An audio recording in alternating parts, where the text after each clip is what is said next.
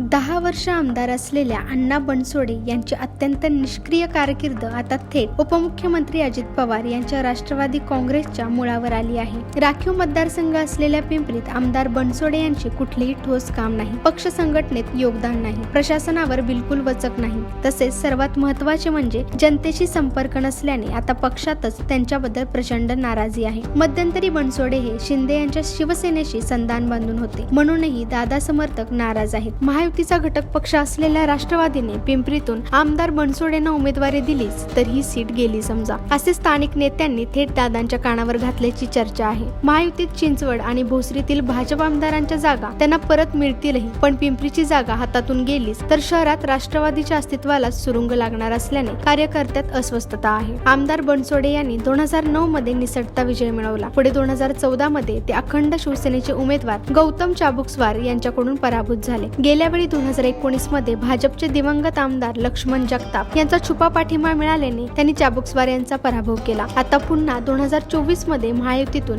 राष्ट्रवादी काँग्रेसच्या उमेदवारीसाठी त्यांचा आटापिटा सुरू आहे। 2 वेळा आमदारकी मिळूनही बनसोडे यांनी कुठलेच ठोस काम केलेले नसल्याने मत कसे मागायचे म्हणून कार्यकर्ते काम करायला तयार नाहीत, तर मतदारांत सुद्धा तीव्र नाराजी आहे। पिंपरी राखीव मतदारसंघात झोपडपट्टी पुनर्वसनाचा सर्वात मोठा प्रश्न आजही कायम आहे। आमदार बनसोडे यांना एकही प्रकल्प राबवता आलेला नाही, म्हणून झोपडपट्टीतील मतदारांत खतखत आहे। प्राधिकरणग्रस्त शेतकऱ्यांचा प्रश्न भाजपच्या दोन्ही आमदारांनी लावून धरला आणि सोडविला। विधानसभेत आमदार महेश लांडगे आणि अश्विनी जगताप यांच्याकडून शहराच्या समस्यांवर विविध विषयांवर चर्चा उपस्थित केली जाते आणि त्या कामाचा पाठपुरावा केला जातो। आमदार बनसोडे यांनी विधिमंडळात कधीही तोंड उघडलेले नाही अथवा कुठला प्रश्न विचारल्याचे वृत्त नाही। चिंचवड आणि भोसरी विधानसभा मतदारसंघातील विकास कामांसाठी दोन्ही आमदार अनुक्रमे लांडगे आणि श्रीमती जगताप हे कायम आग्रही असतात। रस्ते, पूल, उड्डाणपूल, स्मार्ट सिटी अंतर्गत हजारो कोटींची कामे त्यांनी केली। तुलनेत पिंपरी मतदारसंघात एकही विकास काम दाखविता येत नाही। गोळीबार प्रकरणात राष्ट्रवादीची राज्यभर बदनामी। आमदार बनसोडे यांच्यावर त्यांच्याच कार्यालयात गोळीबार झाल्याच्या बातम्या झळकल्या होत्या। सखोल तपासात सर्व खोटारडेपणा उघड झाला आणि राष्ट्रवादी काँग्रेसची राज्यभर मोठी बदनामी झाली। आमदार बनसोडे यांचे चिरंजीव सिद्धिर्थ यांनी टोळक्यासह नेहरू नगर परिसरात राडा केला म्हणून तत्कालीन पोलीस आयुक्त कृष्ण प्रकाश यांनी त्याला शोधून काढले आणि कारवाई केली होती। कारवाई होऊच नये यासाठी बनसोडे हे दबाव आणत होते। माध्यमांनी प्रकरण लावून धरल्याने राष्ट्रवादीच्या नेत्यांना तोंड लपवायची वेळ आली होती। फुले, शाहू, आंबेडकर हाऊसिंग सोसायटीच्या नावाखाली मागास वर्गातील शेकडो नागरिकांना तसेच शासनालाही फसवण्यात आल्याचे प्रकरणावर पुन्हा चर्चा सुरू झाली असून ते सुद्धा आमदार बनसोडे यांच्या अंगलट येण्याची शक्यता आहे। सर्व प्रकरणे प्रचारात आली तर पक्षाची नाचक्की होईल, म्हणून पुन्हा आमदार बनसोडे यांना उमेदवारी देण्यास प्रमुख पदाधिकाऱ्यांचाच विरोध आहे। चाबुकस्वार, सावळे, सोनकांबळे, शिलवंत, गोरखे महायुतीचा घटक पक्ष असलेल्या शिवसेना, उद्धव बाळासाहेब ठाकरे पक्षातून माजी आमदार गौतम चाबुकस्वार, महापालिका स्थायी समितीच्या माजी अध्यक्षा सीमा सावळे, रिपाईच्या प्रदेश सरचिटणीस आणि माजी नगरसेविका चंद्रकांता सोनकांबळे, भाजपचे युवा नेते आणि अण्णाभाऊ साठे महामंडळाचे माजी अध्यक्ष अमित गोरखे, तसेच महाआघाडीतून राष्ट्रवादी काँग्रेस शरदचंद्र पवार पक्षाच्या सुलक्षा शिलवंत धरादी रती महारथींची नावे इच्छुक म्हणून चर्चेत आहेत। शिवसेना ठाकरे गटाचे चाबुकस्वार यांनी 5 वर्ष आमदार म्हणून काम केले। लोकसभा निवडणूक प्रचार दरम्यान त्यांनी महायुतीचे उमेदवार संजोग वागरे यांच्या प्रचाराची धुरा सांभाळली। प्रत्यक्षात पिंपरी गाव आणि पिंपरी बाजारपेठ वागरे पाटील यांना नव्हे तर महायुतीचे श्रीरंग बारणे यांना 17,000ची आघाडी मिळाल्याने चाबुकस्वार यांच्यावर ठपका आला। चाबुकस्वार यांचे प्रभाव क्षेत्र असलेल्या पिंपरी बाजारपेठ आणि पिंपरी गावातच संजोग वागरे यांचे मताधिक्य घटल्याने आता उमेदवारी देतानाही त्याचा विचार होऊ शकतो। महापालिकेत सलग 5 टर्म नगरसेवक राहिलेले चाबुकस्वार यांनी क्रीडा क्षेत्रातही भरीव काम केलेले आहे। मिलिंदनगर झोपडपट्टी पुनर्वसन प्रकल्प त्यांच्याच पुढाकाराने झाला। सलग 3 टर्म नगरसेविका तसेच 2017 मध्ये महापालिकेत भाजपची सत्ता असताना पहिली मागासवर्गीय महिला स्थायी समिती अध्यक्ष होण्याचा मान मिळालेल्या सीमा सावळे या सुद्धा प्रबळ दावेदार आहेत। समिती अध्यक्ष असताना त्यांनी रेकॉर्ड ब्रेक 3,000 कोटी रुपयांची विकास कामे मंजूर केली। अत्यंत आक्रमक, अभ्यासू नगरसेविका अशी त्यांची ख्याती आहे। भ्रष्टाचाराची असंख्य प्रकरणे त्यांनी बाहेर काढल्याने भ्रष्टाचारांचा कर्दनकाळ अशी त्यांची प्रतिमा आहे। महापालिका प्रशासनावर त्यांचा कायम वचक असल्याने जिजाई प्रतिष्ठानच्या माध्यमातून विविध सामाजिक उपक्रम त्या राबवतात। भाजपच्या पाठिंब्यावर रिपाईच्या उमेदवार म्हणून चंद्रकांता सोनकांबळे यांनी 2दा लढत दिली होती। पुणे आणि पिंपरी चिंचवड अशा दोन्ही महापालिकांतून नगरसेवक पदाचा अनुभव त्यांच्याकडे आहे। केंद्रीय मंत्री रामदास आठवले यांच्या खंद्या समर्थक तसेच रिपाई चळवळीतील अभ्यासू कार्यकर्त्या अशी त्यांची ओळख आहे। आठवले केंद्रीय मंत्रिमंडळात आहेत म्हणून रिपाईसाठी ही एक जागा सोडली तर सोनकांबळे यांच्याच नावाला पसंती आहे। सुलक्षणा शिलवंत या प्रथमच नगर नगरसेविका म्हणून कार्यरत होत्या. 2019 मध्ये राष्ट्रवादी काँग्रेस अखंड असताना पिंपरीतून त्यांना उमेदवारी मिळाली होती, पण या दोघांपैकी बनसोडे यांचाच एबी फॉर्म ग्राह्य धरण्यात आल्याने त्यांची संधी गेली. राष्ट्रवादी काँग्रेस शरदचंद्र पवार गटातून त्या उमेदवारी मागत आहेत. माजी खासदार श्रीनिवास पाटील यांच्या कट्टर समर्थक असा त्यांचा परिचय आहे. भाजपचे अमित गोरखे हे उपमुख्यमंत्री देवेंद्र फडणवीस यांचे कट्टर समर्थक म्हणून ओळखले जातात. राज्यमंत्री पदाचा दर्जा असलेल्या अण्णाभाऊ साठे महामंडळाचे अध्यक्ष म्हणून गोरखे यांनी काम केले आहे. गोरखे यांचा जोरदार प्रयत्न आहे, पण महायुतीच्या घटक पक्षातून त्यांच्या नावाला विरोध आहे.